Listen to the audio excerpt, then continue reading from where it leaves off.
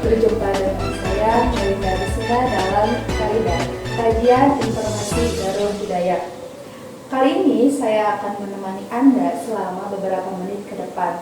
Dan di sini tentunya saya tidak sendiri, ditemani oleh salah satu anak pendiri dari Pondok Pesantren Darul Hidayah, yaitu Bapak Haji Asep Hermawan.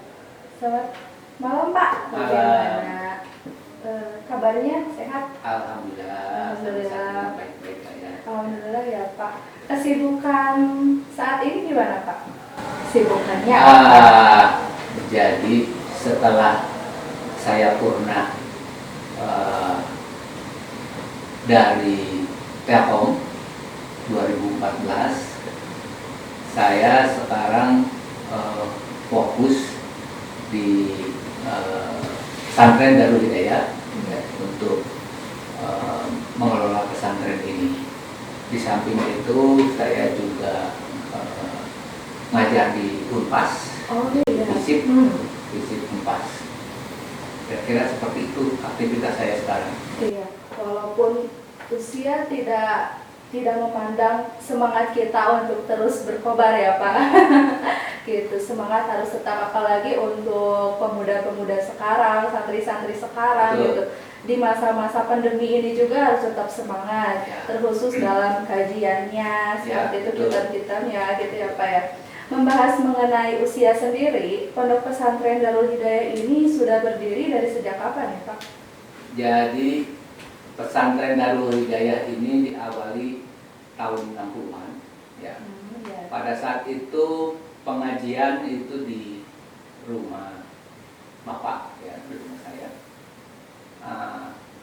Di mana waktu itu pengajiannya dengan sistem sorogan di meja makan. Iya. Di meja makan waktu itu terkenalnya rumah saya itu namanya STS Santosa. Iya. Jadi kalau orang-orang sini, orang-orang Cibangkong menanya mau ngaji di mana? Mau ngaji di STS. Oh, sudah terkenal juga ya? Ya, bukan ngaji di Darul Hidayah, Iya. ngaji di STS seperti itu. Nah, kemudian berkembangnya waktu, ya, ada salah satu jemaah yang mewakafkan tanah di sini, di Darul Hidayah sekarang ini. Kemudian karena pada saat itu di rumah yang ngajinya semakin banyak dan tempatnya terbatas, akhirnya direlokasi pengajiannya ke sini.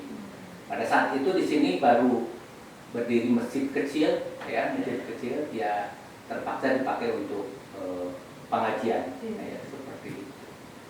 Pengajian, berarti itu dari tahun berapa ya Pak? Tahun 64 kita. 64 sebelum aku lahir. Saya lahir belum ada ya. Saya masih di sana, belum lahir, kayak gitu. Terus pasti ada ya Pak, dalam pendirian ini banyak sekali tantangannya gitu ya. Betul. Nah, dalam pendirian ini tokoh-tokoh siapa saja sih yang terlibat gitu Pak? Jadi waktu itu bapak saya itu ditemani oleh Pak Mayor Sadi, diantaranya itu, terus Pak Ajengan Ambari, terus sama yang lainnya, itu memikirkan pengembangan pesantren Darul Hidayah ini, seperti itu. Jadi bapak saya waktu itu tidak sendiri, ya, dibantu oleh yang lainnya. Iya, jadi Bapak Ki Haji Ahmed juga merupakan beliau salah satu ulama besar juga ya Pak. Dulu pernah mengikuti sama-sama berjuang melawan penjajahan ya pada saat itu. Ya.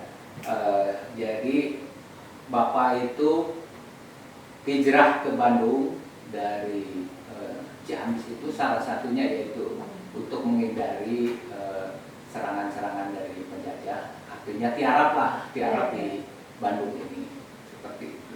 Itu tahun berapa ya Pak kira-kira? Sekitar tahun 59-an lah. 59 ya, mungkin setelah lahir 2 tahun saya lahir. Iya. Ya, gitu. Kebetulan Bapak juga anak Saya anak ketiga. Ketiga. Ya, anak terbesar laki-laki. Iya.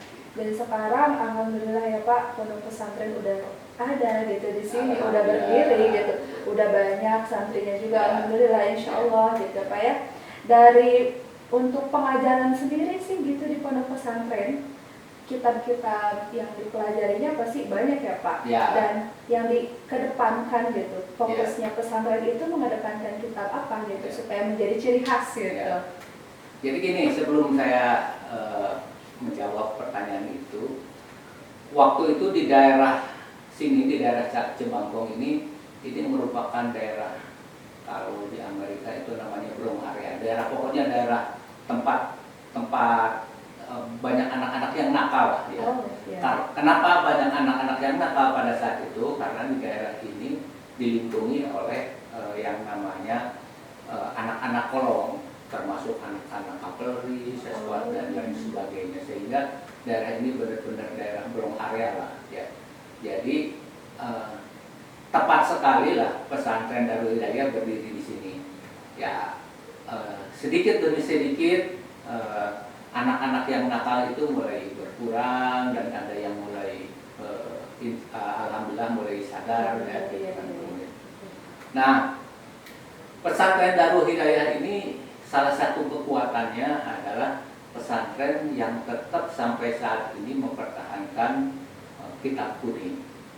Jadi pesantren yang kemungkinan satu-satunya yang berada di Kota Bandung yang masih tetap mempertahankan tradisi belajar kitab kuning ya, kayak Jumia, Nahwu Sorok gitu kan, seperti Alfiyah dan lain sebagainya. Nah, makanya ciri khas dari Darul Hidayah ini, pengajarannya itu harus tetap kita pertahankan. Seperti itu. Ya. Apalagi di zaman sekarang memang sudah agak sulit juga Pak ya. Untuk anak pemuda-pemuda sekarang gitu, yang hafal dan yang bisa pesantren nggak usah jauh-jauh, bisa di sini juga, alhamdulillah ya Pak. Tinggal keinginan santrinya untuk bisa gabung ke sini ya Pak. Seperti itu. Lalu ada gimana ya Pak, kayak misalnya tuh kendala nggak sih selama di kota gitu kan sekarang, apalagi pesantren ini dekat sama mall gitu. Bulan yang lalu saya rapat dengan rekan-rekan pengurus yayasan yang lainnya. Saya salah satunya saya mengupas tentang keberadaan pesantren ini, pesantren Darul Hidayah ini, dilihat dari analisa SWOT, SWOT yaitu strength, weakness, kemudian opportunity dan ancaman. Nah, dari analisa tersebut saya kupas bahwa kekuatan atau strength daripada Darul Hidayah ini yaitu adalah posisi daripada pesantren ini adalah di kota ya. Kemudian pengajaran kitab kuning Salafiyah itu kekuatannya. Kemudian alumninya Darul Hidayah itu udah nyebar kemana-mana. Ada yang di Batam yang udah mendirikan pesantren dan di daerah-daerah lainnya. Itu kekuatan daripada Darul Hidayah. Kemudian salah satu kelemahan daripada Darul Hidayah ini adalah masalah SDM-nya. SDM-nya yang masih perlu kita bina terus. Kemudian generasi dari ustadz-ustadznya juga harus kita tumbuhkan. Nah, opportunity-nya atau kesempatannya apa? Nah, masih banyak orang-orang tua, ya orang-orang tua santri yang menginginkan, terutama santriwati ya, menginginkan anaknya itu mengaji di sini, tapi pingin ngobong, pingin ngenap santriwati itu. Nah, sementara Darul Hidayah ini kan belum punya kobong. Nah, itu yang salah satu yang menjadi masalah. Kemudian ancamannya yang tadi disampaikan, salah satunya ancaman daripada pesantren Darul Hidayah ini adalah berdirinya mal-mal di sekitar kita, ya seperti itu merupakan ancaman. Kemudian yang kedua adalah dengan adanya teknologi IT ini, ini merupakan ancaman bagi pesantren ini. Kalau kita nggak betul-betul membatasi masalah penggunaan gadget, ya, itu bisa membahayakan dari santri-santri atau santriwati itu kalau kita tidak membatasi. Kira-kira seperti itu. Itu yang yang saya kupas tentang keberadaan Darul Hidayah pada saat ini, gitu, seperti itu. Iya betul ya, karena sekarang kan memang tidak bisa dihindari ya Pak, Betul, teknologi itu betul, ya. kadang anak-anak tuh lebih sering ke gadget gitu ya, Ya. pada buka buku gitu ya. Ya. Memang sih dampaknya itu ada positif dan negatifnya, Ya, dan betul. sebagai orang tua juga harus pintar-pintar menyaring ya Ya, Pak, dan betul. mendidik anak-anaknya gitu. Terus sekilas dulu saya tahu Pak, katanya di sini pernah Bapak Gus Dur gitu, Ya. pernah datang ke sini, gimana itu ceritanya? Jadi saya tahunnya kurang sekitar tahun berapa ya, jadi pada saat itu bapak saya udah mulai sakit-sakitan, ceritanya seperti itu. Nah, entah gimana pada saat itu Gus Dur waktu itu datang ke Bandung mengunjungi ke sekolah. Entah gimana waktu itu tiba-tiba ada yang menyampaikan ke Gus Dur ini bahwa di daerah sini ada yang namanya Pak Mehmet, Pak Jalan Mehmet, yang merupakan murid daripada Kiai Haji Hasyim Asy'ari. Nah, disampaikanlah sama stafnya ke Kiai Haji Gus Dur. Ya, akhirnya Pak Gus Dur itu langsung ingin menjenguk Bapak di rumah. Ya. Jadi pada saat itu seperti itu ceritanya. Iya. Tahu udah lama ya Pak itu ya? Ya, udah cukup lama, Pak. Cukup Ya. lama, dan saya juga gitu ya tahu semenjak pesantren di sini luar biasa gitu, bahwa Bapak Kiai Haji Rahmat itu pernah didatangi oleh Gus Dur ya. Ya. Luar biasa sekali. Lalu bagaimana sih Pak pesantren ini gitu dalam menghadapi perubahannya zaman gitu, masa-masa sekarang, apalagi pesantren ini kan di tengah kota gitu Pak. Ya. Sebelumnya saya menyampaikan dulu waktu kenapa saya mesti aktif di pesantren Darul Hidayah. Ya. Jadi waktu itu saya dimutasi dari Balikpapan ke Bandung tahun 2000. Tahun 2000. Nah, pada saat itu tahun 2000 itu bapak saya udah mulai sakit-sakitan. Nah, waktu itu bapak saya nitip, tolonglah dikelola dari minimal dari manajemennya lah. Nah, dari situ saya mulai tergerak untuk memikirkan masalah Darul ini, ya, seperti itu. Nah, waktu itu saya langsung terjun ke Darul ini, ya, dan yang pertama yang saya lakukan adalah membentuk yang namanya aturan main atau legalnya Darul ini. Nah, kemudian saya daftarkan pesantren Darul ini, kita bikin anggaran dasar, anggaran rumah tangganya, kemudian saya daftarkan ke notaris, dari notaris kemudian ke Menteri Hukum ya, untuk keluar registrasi dari legal pesantren ini.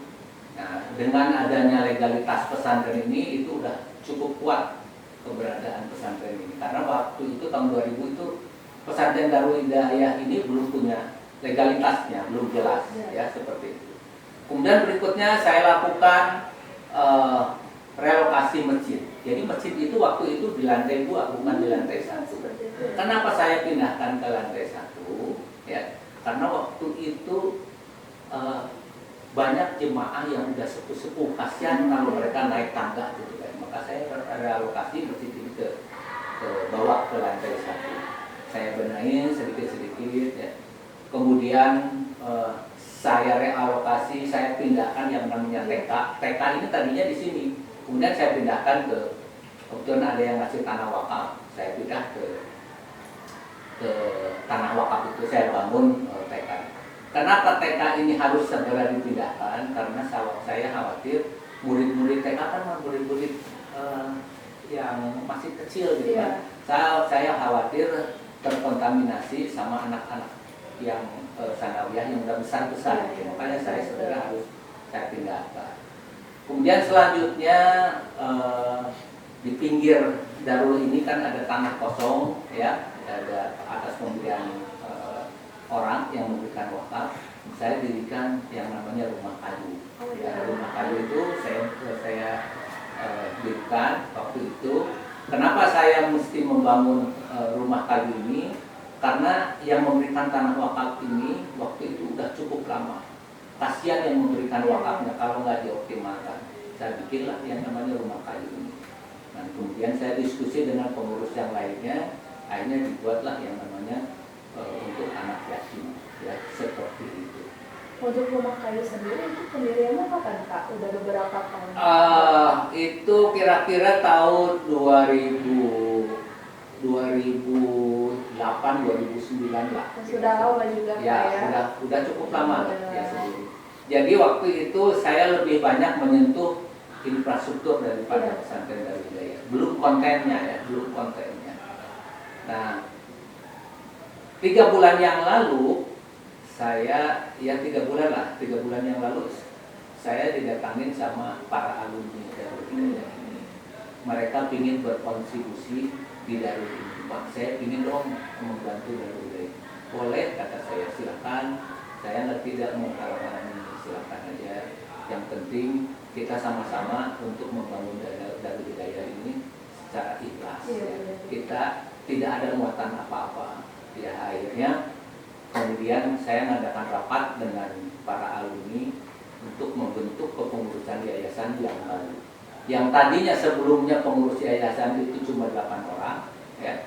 Waktu itu cuma ada 2 bidang pendidikan sama pendidikan formal sama pendidikan kepesantrenan. Selain bendahara, ya, kemudian sekretaris, ya, ada sekitar 8 orang. Nah, kemarin saya udah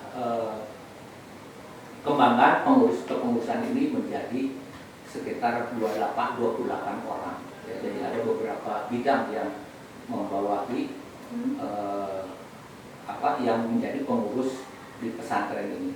Nah, salah satu programnya yang tadi, pertanyaan yang tadi yang kaitannya dengan masalah teknologi IT yang kemungkinan akan mengganggu perkembangan Darul Hidayah ini. Makanya saya di bidang, salah satu bidang di bidang kepengurusan yayasan ini itu ada yang namanya bidang ekonomi, ya, ada bidang ekonomi, ada bidang pendidikan, ada bidang pesantrenan, ya. Nah, saya waktu itu di sesi rapat saya sampaikan, tolong masalah IT ini tolong diperhatikan, jangan sampai mengganggu anak-anak santri atau santriwati ini. Jadi waktu itu sudah disepakati bahwa aturan main HP, ya, untuk sementara dari mulai jam 10 sampai jam 6 pagi itu diformulir di pengurus, ya, supaya mereka tidak main HP sampai malam, ya, seperti itu. Itu salah satu gerakan dari pengurus untuk membatasi masalah HP ini. Iya, betul. Jadi di Darul Hidayah ini tidak hanya ada pengajian malam, terus ada juga kobong, ada MTS, MA, dan TK, terus ada S1 kaki juga ya Pak. Ini rumah kayu gitu. Kemudian untuk sejarah tadi luar biasa, udah cukup luas gitu. Kemudian untuk prospek dan petugas-petugas yang kemarin baru dilantik. Kemudian Pak, ada rencana nggak sih buat kobong perempuan gitu? Jadi gini, yang rumah kayu yang ada sekarang, ya, yang tadinya diperuntukkan untuk anak-anak yatim, terutama yang laki-laki, itu kemarin diputuskan oleh saya, yang anak-anak yatim yang laki-laki itu digeser ke kobong ke sini, ya, ke kobong ke sini. Nah, yang rumah kayunya itu akan saya optimalkan untuk santriwati, untuk kobong santriwati, sebelum yang rumah kayu ini akan kami kembangkan, akan saya kembangkan untuk dibangun lebih lanjut menjadi 2 tingkat. Jadi dalam waktu dekat ini akan segera rumah kayu ini diperuntukkan untuk Kobong Santriwati yang rencananya besok hari Sabtu itu akan kami kerja bakti untuk membersihkan rumah kayu ini supaya segera dipakai untuk Kobong Santriwati. Luar biasa. Semoga setiap rencananya terlaksana dengan baik, lancar ya Pak. Amin, amin ya Rabbal alamin. Untuk pendirinya juga luar biasa gitu ya, Bapak selaku anak ketiga dari Dr. Ki Haji Akam Mehmet, luar biasa. Tetap sehat-sehat Pak ya, meskipun keadaan seperti ini sekarang lagi pandemi gitu. Tapi semangat kita ya seperti Bapak harus tetap dikobarkan gitu ya. Oke, semua mungkin itu yang bisa kami sampaikan mengenai bagaimana sih Pondok Pesantren Darul Hidayah ini gitu. Saya Melinda Agustina mohon pamit undur diri. Terima kasih, sampai berjumpa di podcast selanjutnya. Wassalamualaikum warahmatullahi wabarakatuh. See you. Allahu Allahu Allahu Allah Allah